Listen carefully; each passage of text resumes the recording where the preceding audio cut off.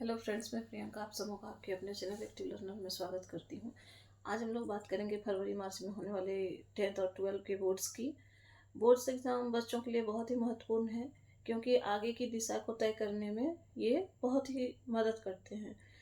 और इसके लिए बच्चे तैयारी कैसे करें, कैसे सभी विषयों में सामंजस्य बिठाएं, उसके लिए आपको मेहनत करनी पड़ेगी, सभी बच्चों को मेहनत करनी पड़ेगी। और उसके लिए आपके पास एक रणनीति होनी चाहिए। बिना रणनीति के आप अच्छे नंबर्स नहीं ला सकते।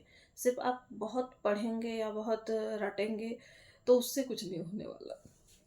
आपको करना क्या होगा कि आपके पास 6 सब्जेक्ट हैं। 6 सब्जेक्ट के बुक्स आपको लगभग एक दो पार्ट्स में मिलेंगे, यानी दो एक सब्जेक्ट के दो बुक, किसी किसी सब्जेक्ट में दो बुक्स आपको मिल जाते हैं, किसी में तीन भी। जैसे हिंदी विषय में आपको दो या तीन बुक्स मिलते हैं। तो आप क्या करेंगे कि आप एक टाइम टेबल बनाएंगे। टाइम टेबल के हिसाब से पढ़ाई करेंगे। बिना टाइम टेबल के आप एग्ज़ाम में अच्छे नंबर नहीं ला सकते। टाइम टेबल कैसे बनाएंगे? तो आप मान लीजिए आपके पास 6 सब्जेक्ट हैं, तो आप 8 घंटे का शेड्यूल बनाएँगे। उसमें से सब्जेक्ट का, विषयों का विभाजन करेंगे कि किस समय में कौन-सा विषय पढ़ना है, ठीक है? सुबह के समय आप ऐसे एक उसमें भी 1-2 घंटा आप रिवीज़न रखेंगे।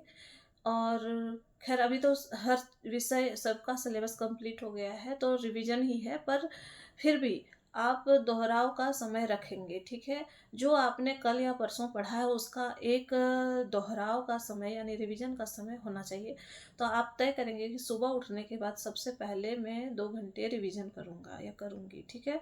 उसके बाद हर एक-एक विषय के लिए 1-1 घंटा तय करेंगे। ऐसा आपके पास 8 घंटे हो जाएँगे, मिनिमम 8 घंटे। अभी आप पहले करके देखें, पढ़ के देखें और अपने में कितना इम्प्रूवमेंट होता है, उसको भी देखें, ठीक है? और एक महत्वपूर्ण बात कि आपको प्रीवियस ईयर क्वेश्चन पेपर्स को देखना है, या प्री बोर्ड हो रहे हैं, प्री टेस्ट हो रहे हैं, उनका भी क्वेश्चन पेपर को बहुत ही ध्यान से देखना है कि क्या क्वेश्चन आ रहा है, कहाँ से क्वेश्चन आ रहा है, किस पैटर्न का क्वेश्चन आ रहा है। आपको उन उन उन जगहों में उन उन विषयों का, उन उन टॉपिक्स का अच्छे से रिवीजन और उनको समझना है। यदि आप प्री बोर्ड में नहीं भी लिख पाए हैं तो भी घर में वो जो भी क्वेश्चन था उसको आप एक बार ज़रूर लिखने की कोशिश करेंगे या उसका आंसर खोजने की कोशिश करेंगे। ऐसा करने के बाद आप पाएंगे कि आपका रिज़ल्ट अच्छा ही होगा। Best of luck.